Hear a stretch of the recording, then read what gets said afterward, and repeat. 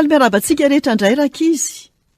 Ary faly indrindra indray androany hanolotra tantara mahafinaritra sy mahavariana ho anao. Enoy tsara ary.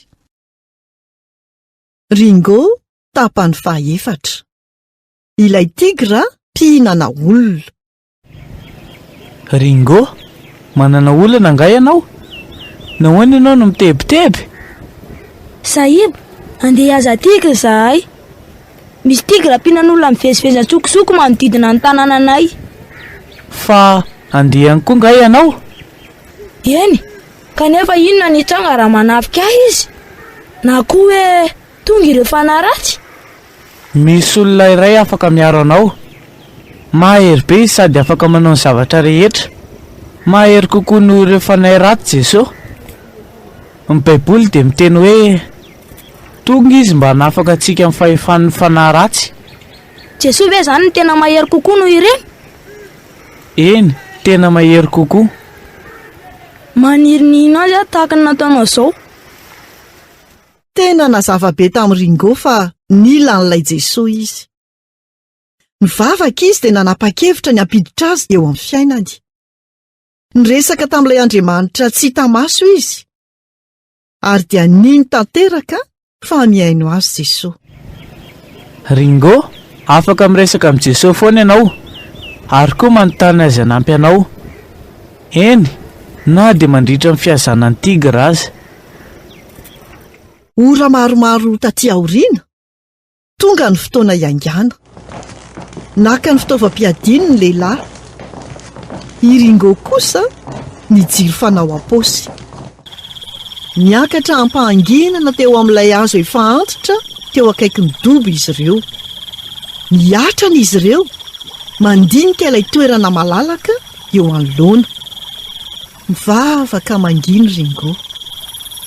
Jesosy tompo, miangavy anao mba hanampanay hamono tigra mba tsy hamonono olona maro hafa. Hitanareo ve? Misy zavatra mety kry Nandray ny tanandray ny Ringo. Zara raha afaka niaina izy. Ilay tigra moa nisoka hakeny amin'ilay omby maty izay nataon'ny olona anjonoana azy ka notafiany tamin'ny hanoanana ilay izy.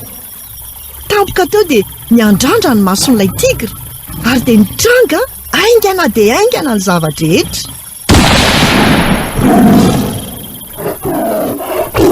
Tena mampihorokoditra, tsy voaka izy. Tandremo, miverina izy, hitsambikiny aty amintsika. Ringo, ataovy mivatana amin'ny maso ny jiro. Tsy afaka mahita na inona na inona izy amin'izay. Ponjeo, maivana loatra ny arin'ilay jiro fanao am-paosy. Jesosy tompo, lazao amiko izay tokony ataoko. Natsipy ny Ringo tamin'ny heriny rehetra ilay jiro fanao am-paosy. Niatsampotra teo amin'ilay fahazavana ilay tigra. Nisy pobasy nanako. Nitsambikina indray mandeha teny amin'ny rivotra ilay tigra. Rehefa avy eo dia nienjera tamin'ny tany izy. Naratra. Namahana ny basiny ny rain'ny Ringo dia nitifitra ilay tigra. Dia nienjera maty teo amin'ny tany ilay biby mampidi-doza. Ny saintony rehetra.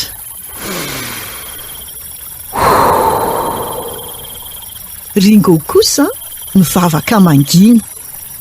Andriamanitra, misaotra anao amin'ny foko manontolo na nampy anay ianao. Tsy mamela na iza ho irery Andriamanitra. Ary ianao efa niaina niaraka taminy ve? Afaka manoratra amiko ianao sady miteny amiko ny fomba namalin'ny vavaka nataonao.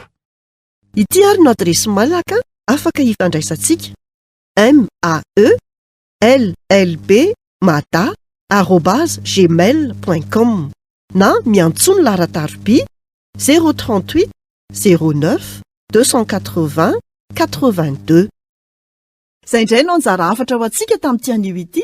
Tahiny tompo daholo nanolotra ny tantara zokomy.